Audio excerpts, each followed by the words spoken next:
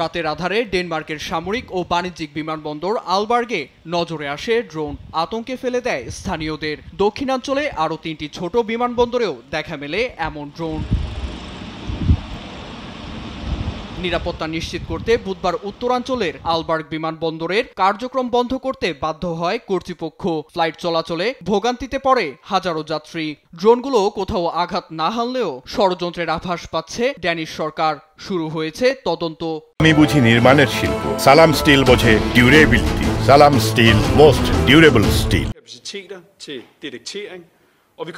প্রাথমিক তদন্ত শেষে ড্রোন আগ্রাসনের সঙ্গে রাশিয়ার সম্পৃক্ততার বিষয়টি অস্পষ্ট বলে জানান বিচার বিষয়ক মন্ত্রী পিটার হেমেলগার্ড। একে হাইব্রিড আক্রমণ বর্ণনা করে প্রশিক্ষিত সামরিক সদস্যের হাত রয়েছে বলেও দাবি করেন তিনি।